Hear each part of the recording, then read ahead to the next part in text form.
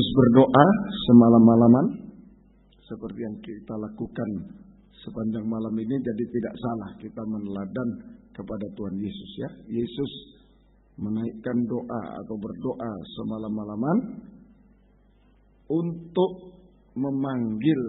memilih 12 murid yang ditetapkan sebagai rasul, diberi jabatan pelayanan sebagai rasul. Jadi ini kuncinya di sini. Yesus berdoa semalam-malaman untuk memanggil 12 murid, ya, 12 murid yang diberi jabatan pelayanan rasul, ya, sebagai rasul. 12 murid yang diberi jabatan pelayanan sebagai rasul. Tetapi di ayat 10, perhatikan di ayat 16, Yudas anak Yakobus dan Yudas Iskariot yang kemudian menjadi pengkhianat. Yudas Iskariot menjadi pengkhianat.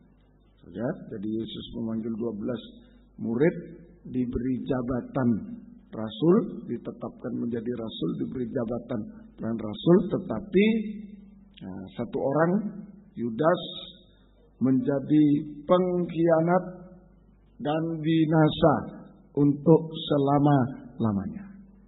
Pengkhianat, Yudas menjadi pengkhianat dan binasa untuk selama-lamanya. Ya, ini. Nah, sekarang itu Yesus, sekarang kita. Nah, jadi kita berdoa semalam-malaman kepada Tuhan supaya kita tetap dalam jabatan pelayanan. Kita yang sudah diberi jabatan pelayanan melayani Tuhan, jadi kita berdoa semalam-malaman supaya kita tetap dalam jabatan pelayanan. Sebagai apa saja? Tetap dalam jabatan pelayanan sampai kedatangan Yesus yang kedua kali. Nah, ini maksudnya doa semalam-malaman. Supaya kita tetap dalam jabatan pelayanan sampai kedatangan Tuhan Yesus yang kedua kali. Ya, jangan sampai kita menjadi seperti Yudas. Nah, jangan sampai kita menjadi seperti Yudas Iskariot. Ya, sebenarnya di sini hanya disebutkan satu terakhir Yudas menjadi pengkhianat. Sebenarnya ada 3 dosa Yudas, ada 3 macam dosa dari Yudas Iskariot, ada atau bisa disebut 4 macam. Ada 4 macam dosa dari Yudas Iskariot, 4 macam dosa. Ini kita berdoa jangan sampai masuk di sana, jangan sampai seperti Yudas Iskariot. Ada 4 macam dosa Yudas Iskariot. Yang pertama, pencuri. Dalam Injil Yohanes pasal yang ke-12, Injil Yohanes pasal yang ke-12, Injil Yohanes pasal yang ke-12 ayat yang ke-5 dan ayat 4 mulai. Yohanes 12 ayat 4 mulai. Tetapi Yudas Iskariot, seorang dari murid-murid Yesus yang akan segera menyerahkan dia, berkata, "Mengapa minyak narwastu ini tidak dijual 300 dinar dan uangnya diberikan kepada orang miskin?" Hal itu dikatakannya bukan karena ia memperhatikan nasib orang-orang miskin, melainkan karena ia adalah seorang pencuri. Ia sering mengambil uang yang disimpan dalam kas yang dipegangnya. Ya, jadi ini yang pertama. Yudas dosa, ada 4 macam dosa Yudas Iskariot. Yang pertama, dosa pencuri. Dia adalah pencuri, ya, yaitu mencuri milik Tuhan. Nah, sekarang ini kita juga hati-hati, ya.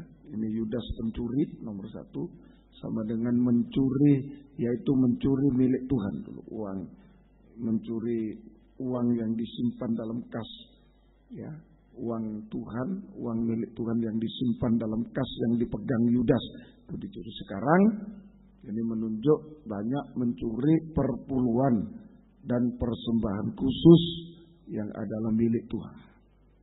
Nah, ini saja, jangan sampai jatuh dalam dosa itu. Kita berjuang sepanjang malam ini berdoa supaya jangan seperti Yudas, yaitu Yudas 4 macam dosa. Jangan sampai kita menjadi pencuri seperti Yudas, kita bergumul. Ya. Kemudian yang kedua, yang kedua yaitu yang kedua adalah pendusta. Matius pasal yang ke-26, Injil Matius pasal yang ke-26, Injil Matius pasal yang ke-26, ayat yang ke-23, ayat 23, kemudian ayat 25. Mari. Ia menjawab, dia yang bersama-sama dengan aku, dia yang bersama-sama dengan aku, mencelupkan tangannya ke dalam pinggan ini, ya, mencelupkan tangannya ke dalam pinggan ini, dialah yang akan menyerahkan aku. Ya, dialah yang akan menyerahkan aku. Yesus bilang, siapa yang mencelupkan tangannya bersama aku dalam pinggan, waktu itu Yudas. Ya. Terus ayat yang ke-25, Yudas yang hendak menyerahkan dia itu menjawab, ya, katanya, bukan aku ya Rabi. Bukan aku ya Rabi. Kata Yesus kepadanya, ya, engkau telah mengatakannya. Engkau telah mengatakannya. Bukan aku ya Rabi. Padahal dia, ini pendusta. Ya, pendusta. Berkata yang tidak benar. Menyembunyikan sesuatu. Ini pendusta. Ya, berkata yang tidak benar, tidak jujur. Menyembunyikan sesuatu. Itu pendusta. Yudas juga pendusta. Ya. Kemudian yang ketiga, Yudas ini juga adalah seorang yang munafik. Nah, waktu di Taman Getsemani dia mencium Yesus, ya, dia mencium Yesus. Jadi waktu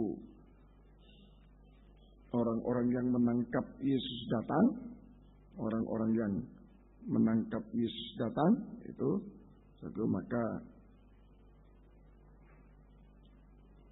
maka Yudas mencium Yesus, ya. Yudas mencium Yesus. Nah, ini adalah kemunafikan, ya, kemunafikan. Ya. Ayat yang ke Matius 26, ayat yang ke-48. Orang yang 26 ayat yang ke-48. Ini kemunafikan, ya. Orang yang menyerahkan dia telah memberitahukan tanda ini kepada mereka. Ya. Orang yang akan kucium, itulah dia, tangkaplah dia. Ya, terus? Dan segera ia maju mendapatkan Yesus dan berkata, salam Rabi, lalu mencium dia. Ya, salam Rabi, lalu mencium dia. Ya, ini satu ya. Salam Rabi, lalu dia mencium, tapi sebagai tanda untuk ditangkap. Ini kemunafikan. Yudas mencium Yesus sebagai tanda supaya Yesus ditangkap, bukan mencium yang sebenarnya pendamaian, mengasihi, itu mencium. Tapi Yudas munafik, pura-pura, mencium untuk menangkap Yesus sebagai tanda supaya Yesus ditangkap. Nah, ini saja, ini kemunafikan, kepura-puraan. Ini hati-hati, saja hati-hati. Jadi pencuri, pendusta, hati-hati. Ini dosanya Yudas. Kemudian kemunafikan, hati-hati. Kemunafikan, kepura-puraan, topeng ya, kepura-puraan itu munafik. Di luar dengan di dalam dengan di luar tidak sama. Ini munafik. Ya, di luar di dalam tidak sama. Ya, di dalam hati dengan yang di luar tidak sama. Di luar kelihatan baik, tapi di dalam hati tidak baik. Nah, ini kemunafikan. Yudas. Ya. Dan yang keempat tadi akhirnya menjadi pengkhianat. Pengkhianat. Ya, ini jadi 4 macam dosa Yudas. Kita bergumul supaya tidak menjadi sama dengan Yudas. Kita berdoa sepanjang malam ini untuk tetap dalam jabatan pelayanan sampai Tuhan Yesus datang. Jangan sampai seperti Yudas. Ada 4 macam dosa Yudas: pencuri, ya itu tadi saja 4 macam dosanya Yudas, sampai pengkhianat, pencuri, pendusta, kemunafikan, pengkhianat. Pengkhianat ini yang terakhir, menjual Yesus, pengkhianat. Yudas tinggalkan, ya, menjual Yesus, pengkhianat. Sama dengan tinggalkan jabatan pelayanan hanya untuk mendapat uang. Yudas tinggalkan jabatan pelayanan hanya untuk mendapat uang, hanya karena perkara-perkara jasmani. Hanya karena perkara-perkara jasmani. Nah, ini hati-hati. Calon siswa-siswi Lentinel, nah, jangan berkhianat. Jangan sampai tinggalkan lempinel hanya gara-gara perkara jasmani, pengkhianat. Kita semua yang melayani Tuhan, jangan sampai menjadi pengkhianat. Jangan sampai tinggalkan jabatan pelayanan hanya karena perkara dunia ini. Seperti Yudas. Dulu dia pelayan Tuhan, tapi dia tinggalkan itu hanya untuk mendapat uang dan dia tidak bisa menikmati. Kalau kita belajar, uangnya hanya dibelikan tanah darah untuk tanah kuburan, tidak bisa dinikmati oleh Yudas. Nah ini, ya. Jadi akibatnya Yudas betul-betul binasa untuk selama-lamanya. Yudas menggantung diri di dalam Kisah Rasul, ini akibatnya. Di 4 macam dosa Yudas, ini akibatnya. Kisah Rasul 1 ayat yang ke-17, ayat 16 mulai. Kisah Rasul 1 ayat 16. Hai saudara-saudara, ya, haruslah genap nas kitab suci yang disampaikan Roh Kudus dengan perantaran Daud tentang Yudas, pemimpin orang-orang yang menangkap Yesus itu. Dahulu dia termasuk bilangan kami. Nah, dulu melayani, terus dan mengambil bagian dalam pelayanan ini. Dia melayani Tuhan. Tapi sekarang ayat yang ke-18, Yudas ini telah membeli sebidang tanah. Dia tinggalkan pelayanan karena untuk mendapat perkara jasmani, terus dengan upah kejahatannya. Lalu ia jatuh tertelungkup dan perutnya terbelah sehingga semua isi perutnya tertumpah keluar. Ya, ini akibatnya Yudas binasa untuk selama-lamanya.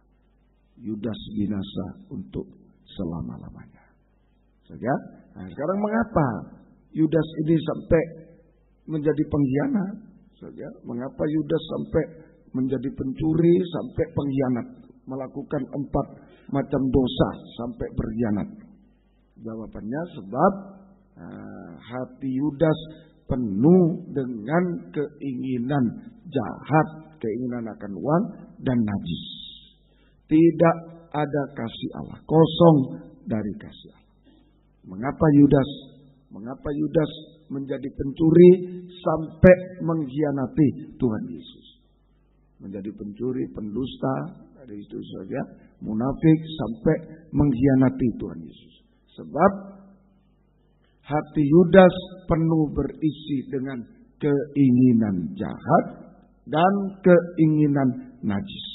Kosong dari kasih Allah. Tidak ada kasih Allah. Nah, itu yang mengakibatkan Yudas menjadi pencuri sampai pengkhianat yang akibatnya binasa untuk selama-lamanya. Ya, lewat doa semalam suntuk ini, sekali lagi kita bergumul supaya tidak seperti Yudas. Kita bergumul supaya Tuhan mencurahkan kasih-Nya di dalam kehidupan kita. Ya, lewat doa semalam suntuk kita bergumul supaya hati kita diisi dengan kasih Allah. Diisi dengan kasih Allah. Jangan keinginan jahat dan najis, tapi kita bergumul supaya hati kita diisi dengan kasih Allah. Mohon supaya kasih-Nya dicurahkan di tengah-tengah kita sekalian. Ya, kalau kosong dari kasih Allah yang ada keinginan jahat, najis seperti Yudas. Tapi kalau kita berjuang malam ini lewat doa semalam suntuk, biarlah kita merendahkan diri supaya Tuhan mencurahkan kasih Allah di dalam hati kita. Mencurahkan. Istilah mencurahkan itu dari atas ke bawah. Ya, kita merendahkan diri supaya Tuhan mencurahkan kasih-Nya di dalam hati kita. Memenuhi kasih-Nya, memenuhi hati kita dengan kasih-Nya yang agung, yang besar. Nah, kegunaan kasih Allah di dalam Roma pasal yang ke-8. Nah, ini saja, biar Tuhan mencurahkan kasih-Nya yang agung di dalam hati kita. Sebab sebelum kegunaan di dalam Roma 8, sebab posisi kita seperti domba sembelian, tidak berdaya. Kita membutuhkan kasih Allah. Kita membutuhkan kasih Allah sebab kedudukan kita di akhir zaman ini, kedudukan gereja Tuhan, hamba Tuhan, pelayan Tuhan di akhir zaman hanya seperti domba-domba sembelian. domba-domba sembelihan. Yang dibutuhkan adalah kasih Allah.